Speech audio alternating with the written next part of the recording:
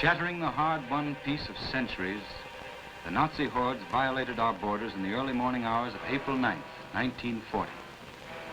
Of course, they made no declaration of war, they just moved in, overpowered our small army of 8,000 men in a few hours, and spread the dark cloud of their presence over the whole of our nation. But the Danish resistance was not broken on that fateful morning. Under the surface, our people have been fighting ever since. The underground movement has, with increasing strength, hampered the Germans by using their most effective weapon, sabotage. In the spring and summer of 1943, sabotage increased. Trains carrying goods to Germany were derailed. Factories working for the enemy were burnt to the ground. And German countermeasures were met with strikes all over the country. Many patriots were killed in action in those days, and many of our countrymen lost a father, a son, or a friend.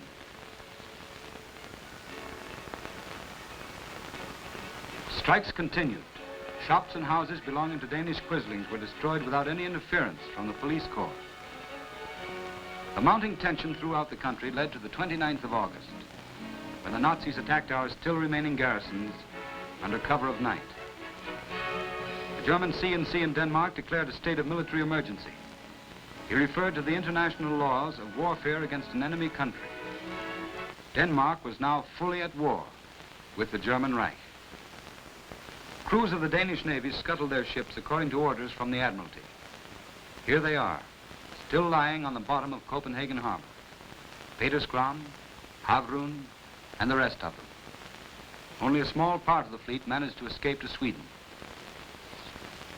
On the following Sunday morning, we were taught the Herrenvolk lesson. People were killed, arrested, and sent to concentration camps. German troops and tanks swarmed the streets. Pavements were overrun in a rude exhibition of Nazi arrogance. You had to be on the move not to be trampled to pieces. This is the BT corner. We had 2,900 of our own soldiers on the 29th of August. They were interned and their barracks turned into Nazi strongholds. Rosenborg Castle, the quarters of the Royal Guard, was taken over by the Wehrmacht. Outside Fredericksburg Castle, anxious relatives were waiting for hours to have news of their men. Numerous Danish soldiers, as well as civilians, were killed. At their funeral, thousands of wreaths covered their coffins, despite German opposition. Flowers from the poorest in the land and from King Christian.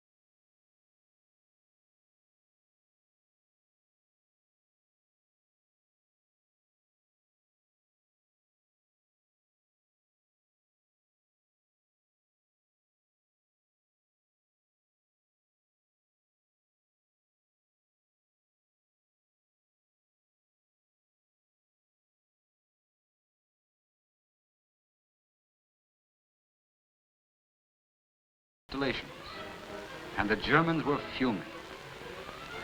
To frighten us into submission and to quell the rebellion, the Germans invented a new system typical of their Herrenvolk terror. Some of our greatest men were ruthlessly murdered by a Nazi murder league. The clergyman Kai Munk, a cornerstone of the church, a great poet, and immortal dramatist, was lured out of his vicarage at Vedersø and murdered in the darkness of night by Gestapo agents. We had but one reply to these Nazi murders: sabotage and increased resistance. A curfew was ordered from 9 o'clock at night, but in spite of this and the German control, saboteurs went to work. Factories working for the Germans were burnt down, and as beacons of freedom, the fires blazed through the darkest blackout. In desperation, the Germans tried counter-sabotage, or schalbotage, as we call it. This counter-sabotage was carried out by the Schalburg Corps, the Danish Quisling Corps, which owed its name to the Danish collaborator and Nazi organizer von Schalburg.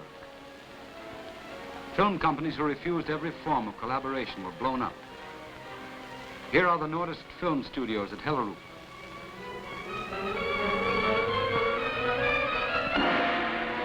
Department stores and whole streets lost their windows.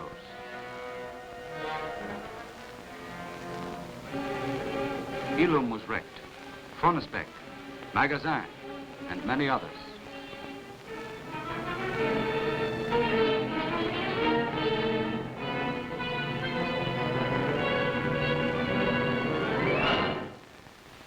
Many public buildings were blown up.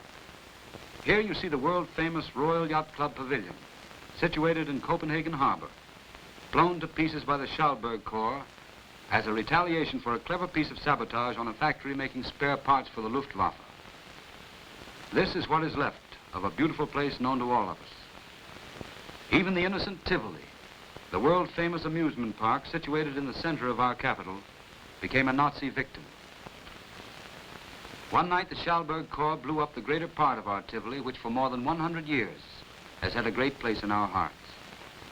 This is the concert hall, or rather, the remnants of the concert hall. But sabotage did not stop. The Syndicate, our biggest armament factory, was blown up in June 1944. A curfew was again enforced, from 8 o'clock at night until 6 in the morning. Danes never like to go to bed at 8 o'clock on a beautiful summer evening, so we simply refused. At 8 o'clock, the streets were crowded, and huge fires were made everywhere. The Schalburg Corps shot and killed our citizens in the streets. We got fed up, and the most peculiar general strike ever seen began. It started on a Friday morning, without any preceding propaganda or any organization to push it. People just went home, and within a few hours, everything had stopped. The German CNC declared Copenhagen under a state of siege.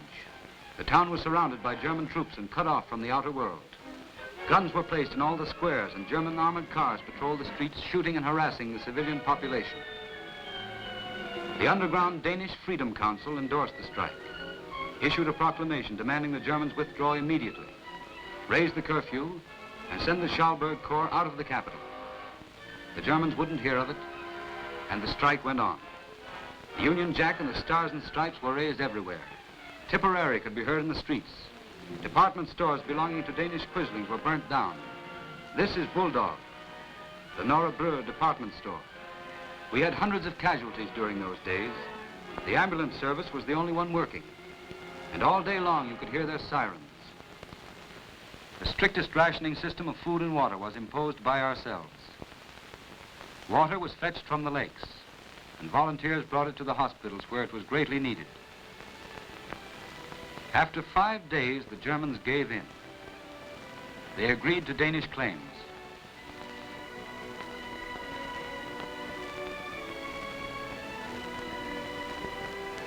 One week later, the Freedom Council proclaimed 2 minutes silence in commemoration of our fallen comrades.